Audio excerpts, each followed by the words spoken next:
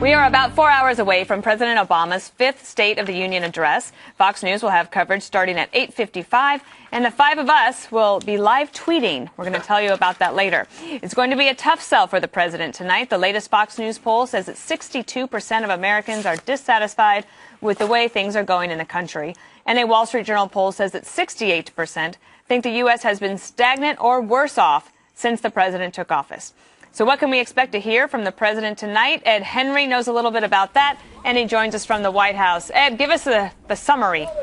Well, Dana, what's interesting is you'll remember from your final year or two of the Bush administration dealing with the end of the administration where we use that dreaded phrase small ball, where there's not a lot of new ideas, not a lot of major initiatives. You're kind of running out the clock.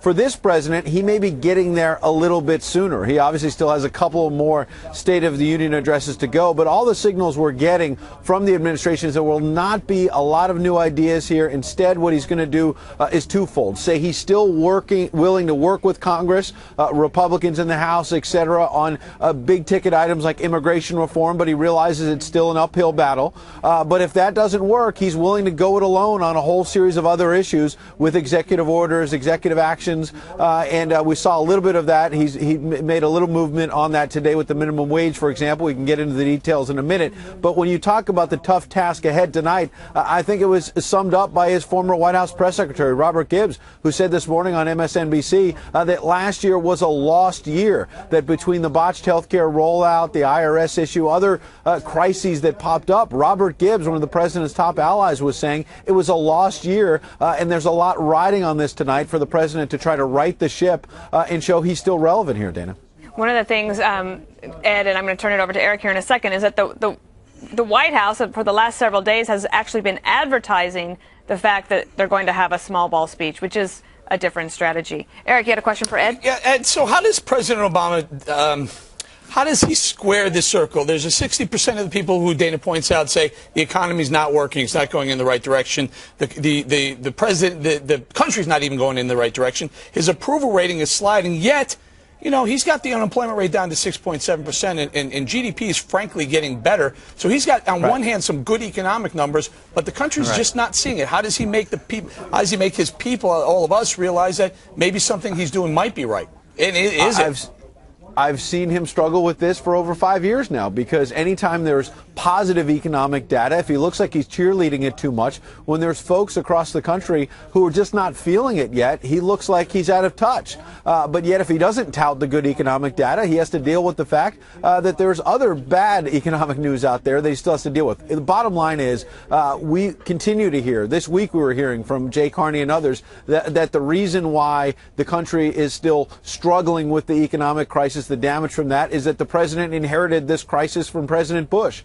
Republicans don't like to hear that, but this administration continues to say that. And so what they'll say is, look, the hole was so big when he came to office that, yes, progress has been made, but there's still not enough. Bottom line is, harder and harder case for the president to make to the American people. It might have worked the first year, second year, but now when you're beginning your sixth year in office and you're doing yet another State of the Union address, he's now had over 5 years in charge of the economy. That's a harder case to make. Hey, Ed, this is Beckel. You've been around the president now for some time. Can you name me one time, just once, that a Republican has said anything positive about Barack Obama? Ouch. I can name you 1,000 where they've obstructed him. And why he even says he's going to work with those fools in the House, I don't know. But let's assume he has to do it. Name me one time they've said something positive about his economic program.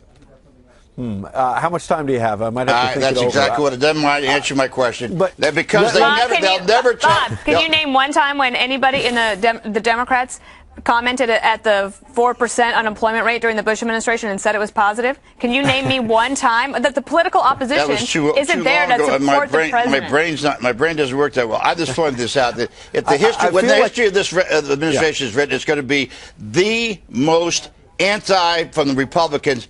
Everything they could do to scuttle this guy, to go right back to what Mitch McConnell said, our job is to defeat the guy. Oh, my goodness. And I'm going to go to Andrea next. Okay, I feel like I'm in the middle of an awkward family fight here at a Thanksgiving Welcome table. to the five. Yeah, welcome to the 5. Okay, interesting. Okay, I still didn't get an answer, but that's all right. Well, I'll moderate. Let me tell you one quick thing. Speaker Boehner today at a breakfast with reporters, I was there, and at one point he was saying, look, if the president goes too far with these executive orders, he's going to face a brick wall up here from Republicans. And I asked Speaker Boehner, I said, well, why would the president think that's any different? He thinks you've already got a brick wall up against his agenda, and frankly, that's why the White House believes the president's justified to move forward on some executive orders, because he's not getting anywhere on the Hill. Good question. I'm glad you asked that question. Oh, gosh. Okay. I just want to Andrea, respond to Bob very quickly, Ed. I did say something positive about the president when he, in the very early years, decided to keep some of Bush's policies in place. We all said that here around this table. So there's your question answered, Bob. Now it's my turn. Okay. No, I said Ed, how does the president draw a balance tonight, right? So he has a number of very nervous Democratic senators who are up for re-election in purple states that are very nervous about him going into global warming on arguably the coldest day we've seen in a long time, or other issues like Obamacare. They don't want him to talk about this policy failure. But at the same time, doesn't he have to give his base something to rally them, to get them excited in the fall? How is he going to strike that balance? I think he's going to try to rally them on the minimum wage. You know, the executive order that he did today only involves federal contracts and future ones at that. So it doesn't impact current workers dealing with, working under federal contracts, only in the future. So it's a limited number of people will be impacted. He's going to push Congress to say raise the minimum wage to $10.10 for all workers. That's something that does rally the left. It has a very unlikely chance of passage, though, in the Republican House, as we were just talking about a minute ago. I think your point on health care is important and valid, which is that that's what Robert Gibbs was talking about this lost year. The botched rollout on health care really damaged the president's credibility. You see that in the polls, where I think he'll try to make the case to those purple state or even red state Democrats, North Carolina, Arkansas, where there's tough Senate re-election battles for Democrats, is look, the website is fixed now, or at least a long way towards being fixed, and they finally believe here tonight at the White House that the health care law is sort of turning the corner. But I will tell you, Speaker Boehner at breakfast this morning said very directly he thinks that while repealing the law is very difficult and unlikely to happen, he and other Republicans admit that, but they still say, Speaker Boehner does, that he thinks this law will fall under its own weight, that the math is not going to add up, not enough young people are going to sign up. We'll see, but the president tonight will make the case that we need to continue pushing forward on the health care law. Now the moment that I've been waiting for in this block, because it's always my favorite part, is when Greg gets to ask Ed a question. Yeah, because it never really is a question. It's a question disguised as a statement. In my opinion, the State of the Union is a hood ornament for a car on blocks. Makes me wonder why we keep doing this. The worst thing about the State of the Union are those starstruck POTUS poodles that line up along the entrance, so when the president saunters in like a grad student who's just won an award for most improved Marxist, they sit there and they're trying to shake his hands because they're so desperate to be on camera and be seen shaking the hand of the president. They're grown people who are starstruck. I'm getting to the question, Ed.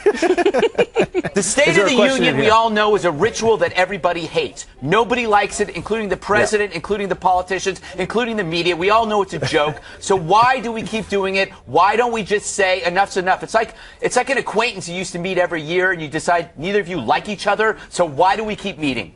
Well, because there's a little something for everyone. For the media, we get to have a big night, have a little bit of drama. The Republicans get to sort of speak their piece about what they don't like about the president. But for the president, sure, I bet you there's probably 100 other things he'd rather do than get in front of that, the House chamber, Democrats and Republicans, and explain his policies again, et cetera, et cetera. But he is at such a difficult point in his presidency right now, having a chance to not just go before that chamber, but more importantly, go before the nation and try to reset things. That's something he desperately